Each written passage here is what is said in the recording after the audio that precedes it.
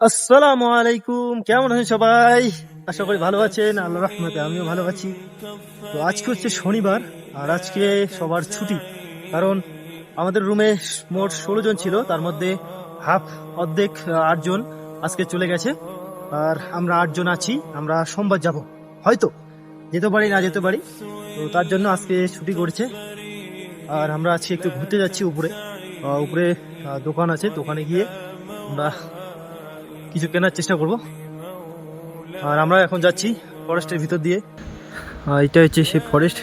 আর আমার বিশ্ব ইজতেমায় যাওয়া হলো না, কারণ আজকে যদি বাড়ি যেতাম তাহলে যাওয়ার একটা ডেট ছিল, কিন্তু এখন আমরা যাব সোমবার, যেহেতু ডেট শেষ হয়ে যাবে, তাই আর যেতে পারলাম না। খুব মিস করবো, খুব আফসোস লাগছে।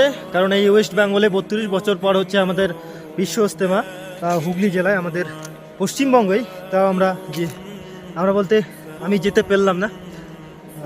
খুব খারাপ লাগছে। তো পরবর্তীতে চেষ্টা করবো ইনশাল্লাহ, আল্লাহ যদি নিয়ে যায়, আল্লাহ যদি কবুল করে অবশ্যই যাব।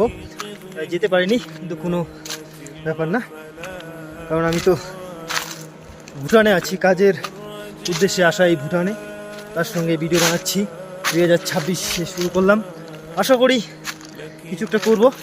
আর আপনাদের সাথে থাকলে অবশ্যই হবে ইনশাল্লাহ। আর আপনারা কারা কারা ইজতেমায় এসেছেন অবশ্যই কমেন্টে জানাবেন, এবং ইজতেমায় কতগুলো লোক হয়েছে কমেন্টে জানাবেন।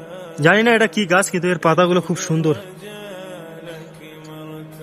খুব সুন্দর পাতাগুলো, ডিজাইন গুলো। ওটার পর একটা বাড়ি দেখতে পেলাম, এটা হচ্ছে গ্রামের বাড়ি। দেখেন, মাটি দিয়ে তৈরি, দুতলা, এবং তার উপর জামতো টিনি দেওয়া।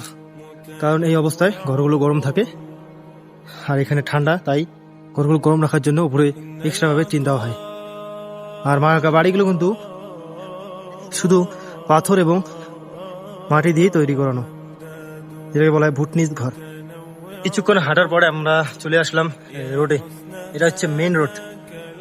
আর পিছনে যে বাড়িগুলো দেখতে পাচ্ছেন, দুটো বাড়ি, গ্রামের বাড়ি। আর সামনে আছে দোকান। এইটা হচ্ছে রাস্তা। আমার সঙ্গে আমার একটা দাদা আসে। বন্ধুরা একটু কিছু ভুটনির বন্ধু দেখতে তো বন্ধুরা, দোকান থেকে একটি বিস্কুটের প্যাকেট আর দুটো ম্যাগি নিলাম। বিস্কুটের প্যাকেট 40 টাকা, ম্যাগি দুটো 10 টাকা। এখন আমরা চলে যাচ্ছি রুমে, কারণ খুব হাওয়া এবং খুব ঠান্ডা লাগছে, তাই আমরা রুমে যাচ্ছি। দেখা হচ্ছে রুমে। বন্ধুরা, আপনারা যদি ইজতেমায় যেয়ে থাকেন তো অবশ্যই SMS এ জানাবেন, কমেন্টে জানাবেন।